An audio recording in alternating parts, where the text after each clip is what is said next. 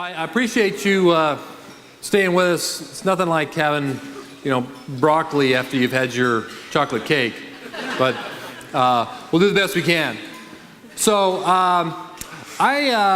this is the second time that I've been to Billings, and the first time was when we brought our film Spoiled in 2012 to the theater here, and we did what we did in many cities, about 30 cities across the country, where we took the film, we would show it typically 6 to 12 times over the span of a few days, and we did that here in Billings.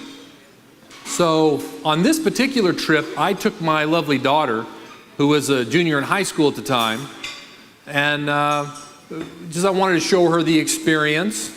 But when you're showing the film in the late afternoon or evening, you have the time during the day to do something. I don't know what. So when we were here in Billings, we stumbled across a museum. So I'm going to show you a photo of modern art in Billings, Montana. There was a whole exhibit. By the way, I put the smiley face in there. Keep this thing PG-13. So you'll never know. We had so many different experiences that we had across the country showing this film, and you never know what you're going to run into. But I was stunned. Billings, Montana? What is up with that? So as we've taken this film around the country, the number one thing that I would hear is, how did you come to make this film? Why did you make this film, Spoiled? What was it that drove you? And there's a lot of answers to that question, but the primary answer is that we suffer under a national delusion. And it's too bad that former Vice President Dick Cheney had to leave, because there was something that his boss said in the State of the Union speech in 2006 that I think George W. Bush would regret saying. And I wanted to get him in our film, and we weren't able to do that. But what he said was, America is addicted to oil. Addicted to oil. Well, that phrase, that word addiction, what is that? If you know anything about addiction, whether it's drugs, as we highlighted in the film, or gambling, or pick your addiction, those things that you're addicted to destroy your life. So as I've talked to people, I say, is oil destroying your life? No, not only is oil not destroying your life, oil is your life.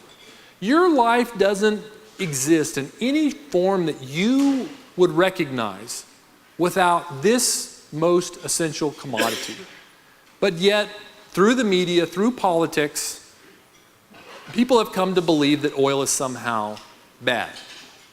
And so when one of the biggest events happened in 2010, we had this spill in the Gulf. The Macondo well blew up, and we had all this oil spilling into the Gulf. This is one of the worst moments for the oil and gas industry in history. Well, we went out and shot that. Well, we got onto a fishing boat, and we talked to a fisherman about the ridiculousness of President Obama shutting down production in the Gulf when 50,000 wells had been drilled without a single incident, a single major incident. It was actually far more dangerous to shut down production in the Gulf than it was to leave everything going. I mean, when you start doing the math on it, it made no sense at all. It was all politics. So we talked to this fisherman in the film about this. The state of Louisiana's budget was already in a crisis. Yeah. And we're probably gonna be in. We might fold. We might have to declare bankruptcy. It'd be like California. Yes, we'd be. Oh Lord, help us.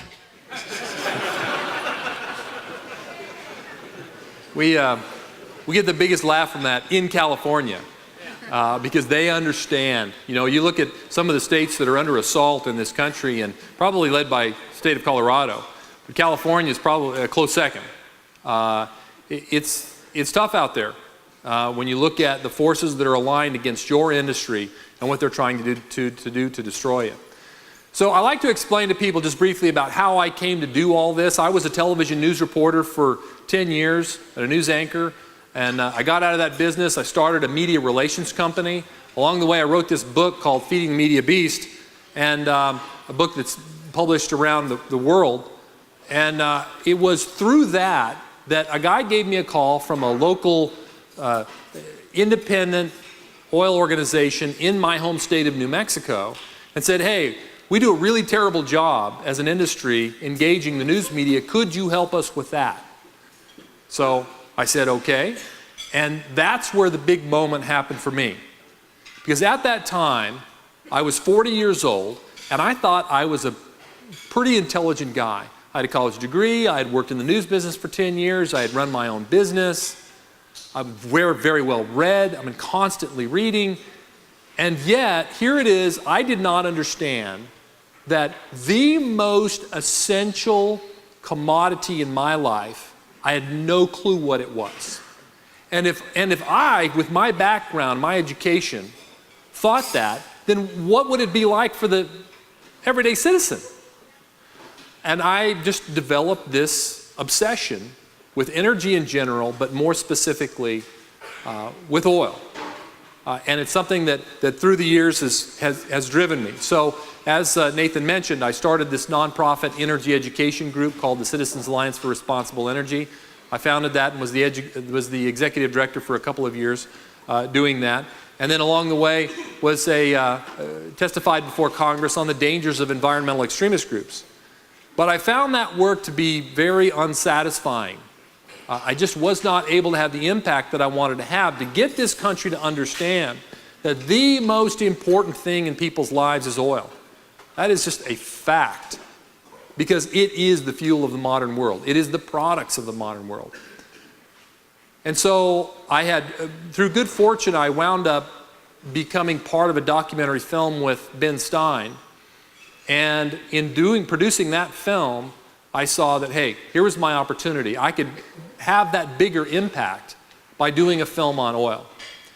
And so that's what we did. We made this movie. Originally, it's a 90-minute film.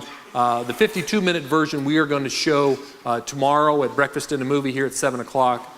But one of the things that we did was explain the incredible versatility of oil and what it means to our lives. And so here's a short clip from the film. Oil also serves as a feedstock for nearly every modern product. Computer cases, lipstick, heart valves, contact lenses, shampoo, guns, tape, fertilizer, paint, and the peak of man's innovation, breast implants. Thank you, Big Oil.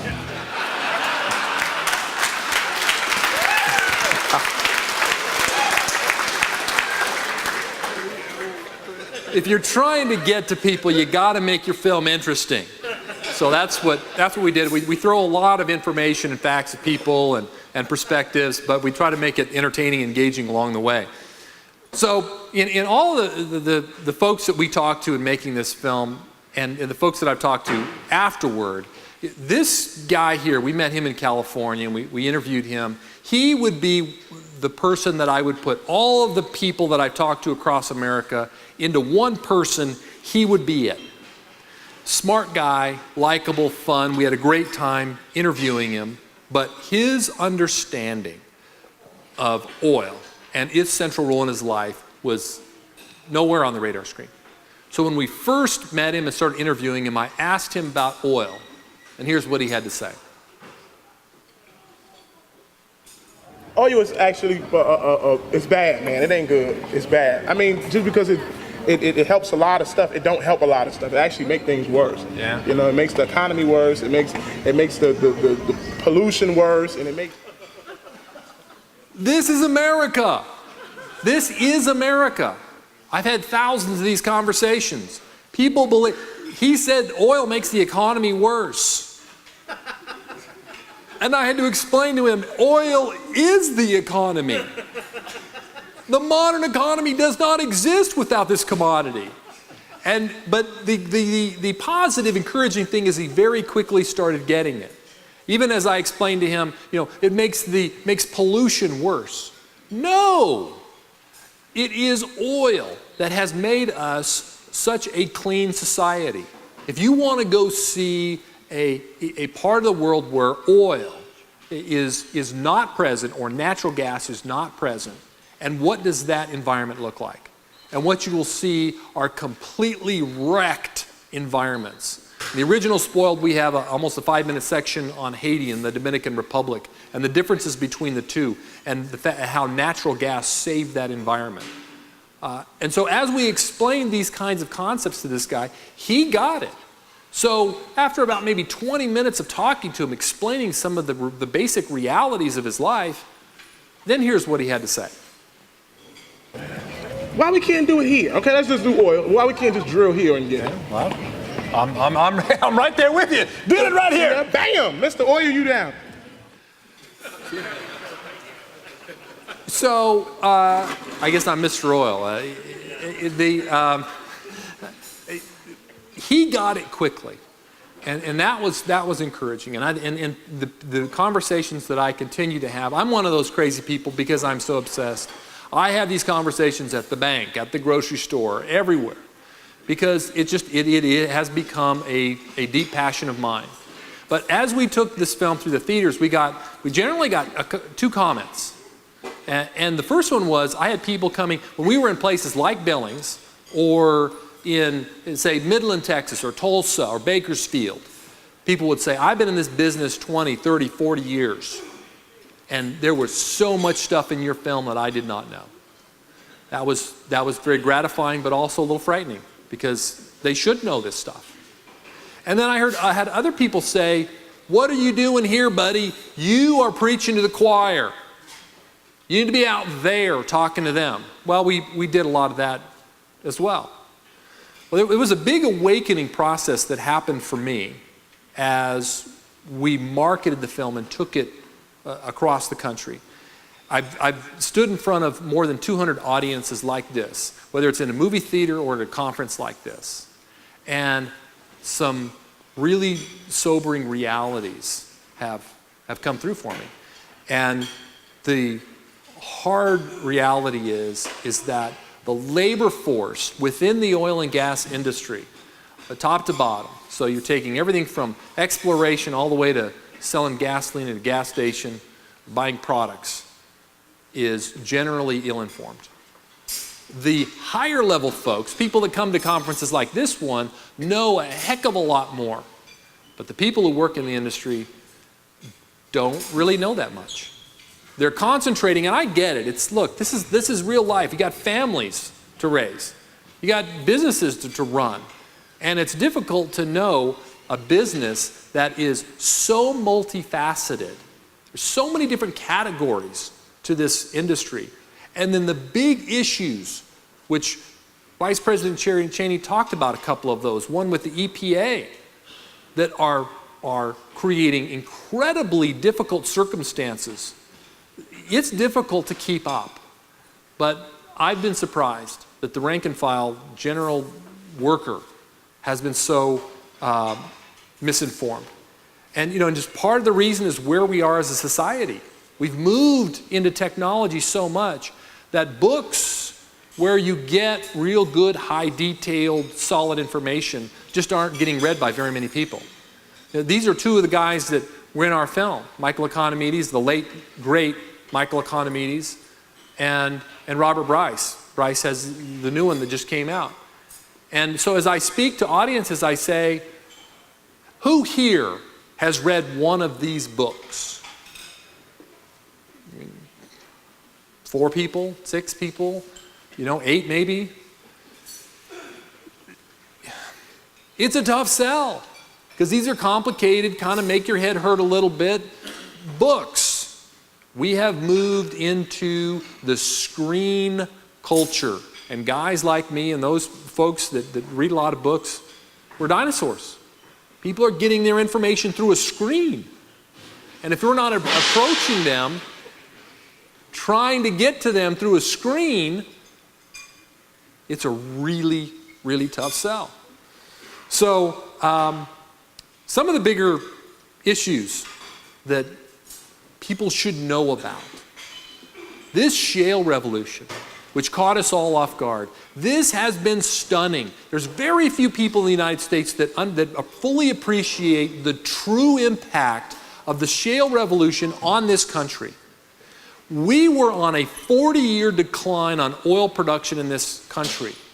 We have gained 3 million barrels of oil per day over the last several years through something that maybe George Mitchell in Houston, the late George Mitchell, a couple of others, yes, one of the great people in United States history. The general public has no idea. This is a great man.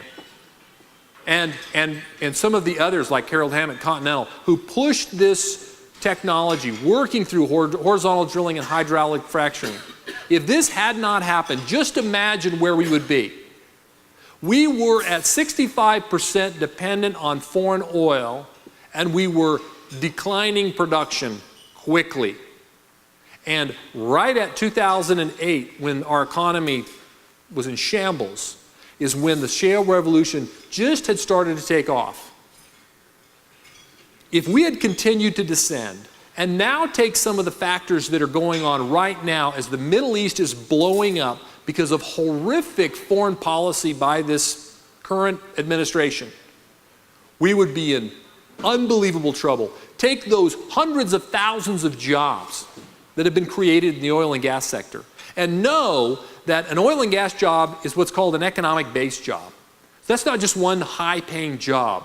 That is a job that turns into 2 additional service sector jobs. Every job you create in oil and gas, you create 2 jobs. You create one in banking, in the grocery store, real estate.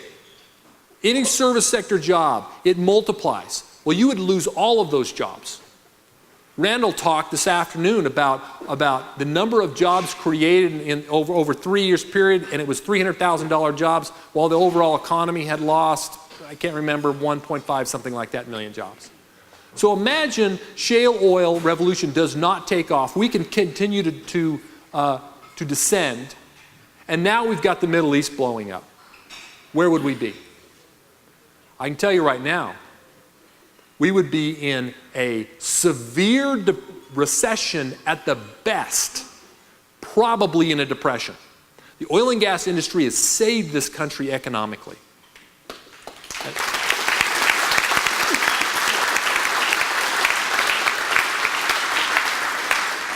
It is preposterous, ridiculous that the people of this country do not understand this.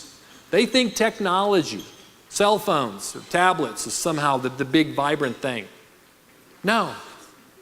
It is energy, and it is oil and natural gas that drive this economy. So we wouldn't have that.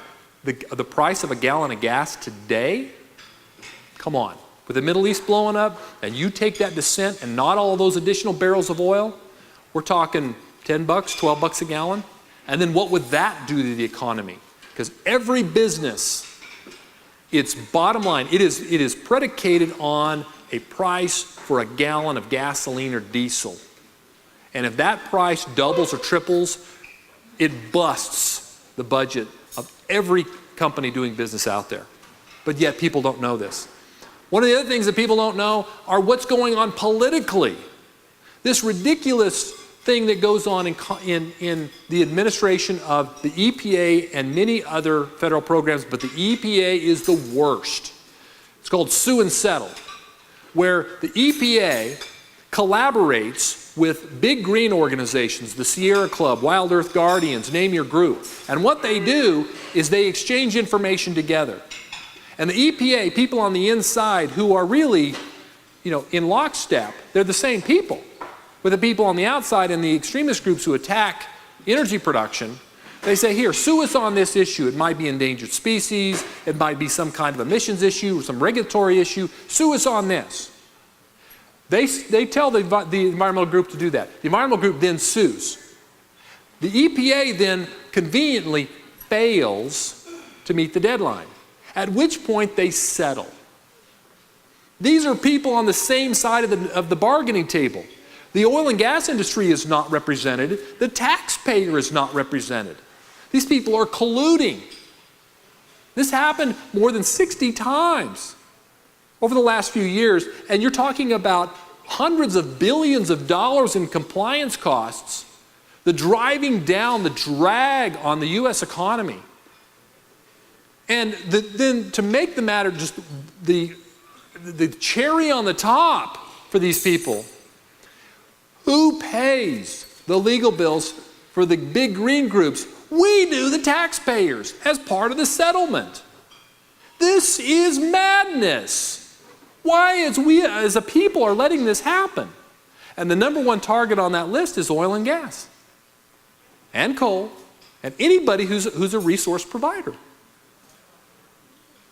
This is craziness. And yet, the public has no idea, and the industry itself, most people have no idea this kind of stuff going on. I could go on and tell you about other aspects, such as secret science, but I don't have the time. Whereas the EPA has science that it won't show, it won't make publicly available. But they'll say, okay, we have to form these regulations in order to deal with this issue, but we're not going to show you the science. What? That's not science. In science, you lay the stuff out and you say, okay, attack it. Challenge it. If it's true, solid science, it will stand up. But the EPA, our own government, won't share the data with us and instead imposes massively expensive, unnecessary regulations on business and industry with science that we can't see, that we paid for. This is the kind of stuff that the industry should know about. One of the other attacks that happens, I mean, this has sort of become my business, which is, movies, documentary films. Attack after attack after attack, film after film after film, just assaulting and throwing out massive amounts of propaganda. Then you have the mother of all propaganda. Gasland and Gasland 2. You will be stunned to know, as I stand before groups and I say, and I ask people, how many of you, and these are people in one or other segment of the oil and gas industry, and I say, how many people have seen these movies, and out of a room of 300 or 400 people, once again, 8, 10 people. What? These people are attacking you. This propaganda put forth in Gasland and Gasland 2 is responsible for tens of billions of dollars of lost revenue to the industry, of the amount of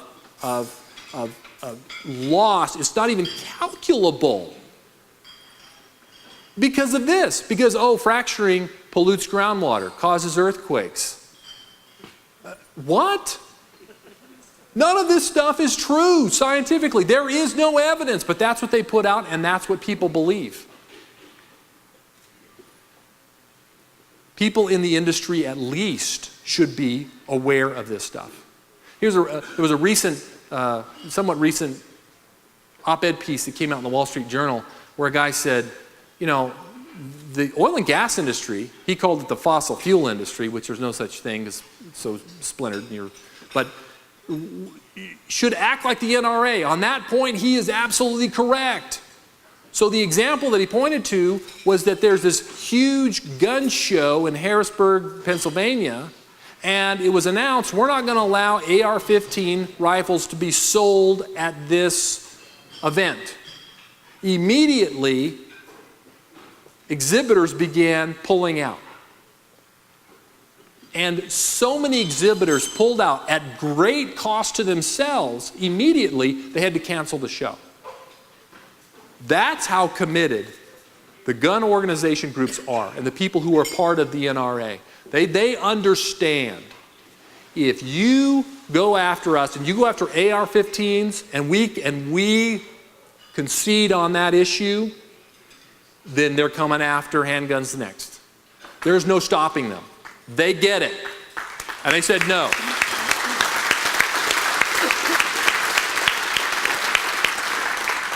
That is the way that I would like to see oil and gas industry behave. To not apologize for anything. You are the good guys. You have the moral high ground. Why would you ever concede the moral high ground?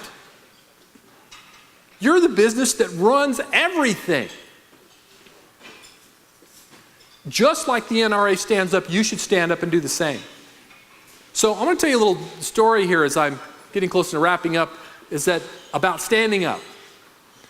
Because I'm just kind of a fiery type of guy. I was at an event, and they said, okay, I was there to speak, and they said, we're going to have this thought leaders group come together. And it was a bunch of guys, CEOs mostly, oil and gas companies, and then we had some people from government, agencies like the Interior and EPA, and then we had some people who were with the attack groups. So Sierra Club. And then there was me. We're all going to get together and we're going to sort of talk about issues. So as we start going around the room, it quickly descended. And the discussion became all about climate change and all about how coal is so bad and so dirty and so awful and how we need to use a lot less oil. That was the entire conversation. The CEOs were being polite, and I understand. Look, they run big companies, they're worth a lot of money. They have to be careful. I get it. But everybody was kind of putting up with the environmental activists and the government people who were trashing these vital industries. Well, I had maybe a second glass of wine, maybe 3, I don't know. And then I announced to the group, look, I'm going to be the turd in the punch bowl at this meeting. What are you talking about? Coal? Coal built this country. Coal, we have nothing without coal. Coal built the modern world. So now that we all, including the oil and natural gas industry, stand on the shoulders of coal, you're now going to trash coal? Shut up!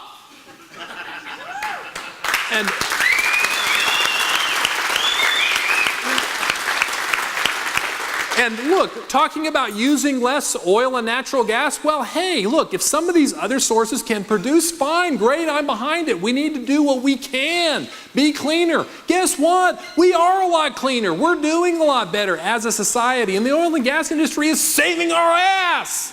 What are you talking about?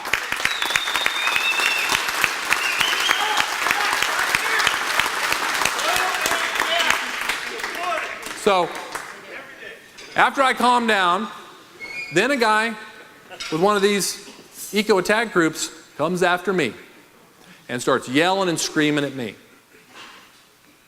And I just listened and smiled. And then we almost had a little fist fight. But I was so ticked off that I didn't get more backup. Come on, man. Who's standing with me? And I'm just out there on a limb by myself. And the crazy thing is, I'm the media guy. I've never worked in the industry. I'm not part of the industry. I'm just somebody who recognizes this, and I decided I wanted to take it to the world because I didn't see anybody else doing it. So anyway, that's my little story. I got some good news. In doing Spoiled, we saw it from the very beginning. We're going to make a film that is not about the oil and gas industry. It's about us, the people, and our relationship to oil. That was our thing from the very beginning. So when we, did the film, and you'll see, if you want to come tomorrow at 7 to 9 or so, we're going to show the film, I'm going to do a little Q&A, but you'll see a lot of experts, energy analysts who are saying, look, this is what's going on. And so I love how we did it. But through all of these discussions that I've had with folks,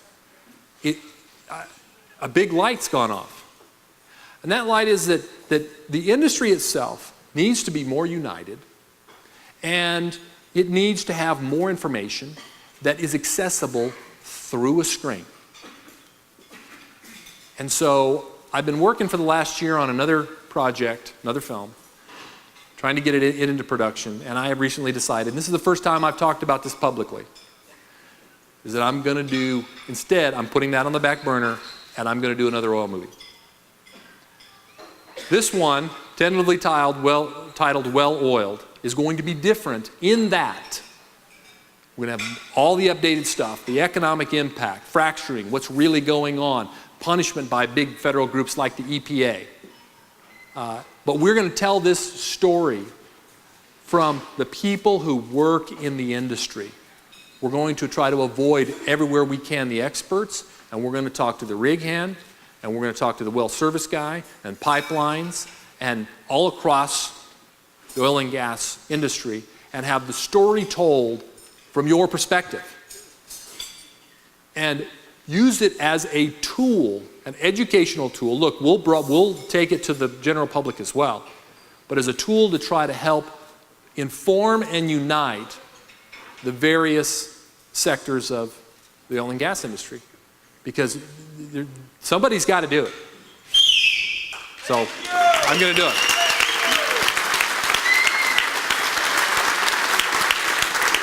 So I hope that you will come out and see us in the morning. I know it's getting up early to come watch the 52-minute updated version of Spoiled. We'll do a little Q&A for probably 20-25 minutes like this. We'll have DVDs for sale at that time, and I'll tell you about how the innovative approach that we're going to use to fund this new movie through crowdsourcing, which is basically where people buy advanced copies of the film or advanced digital downloads or other larger packages, and which through their early support before the film is made, we raise the money to get the film made.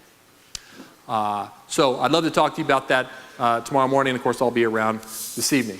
And thank you very much for hanging around and staying with me and for your attention.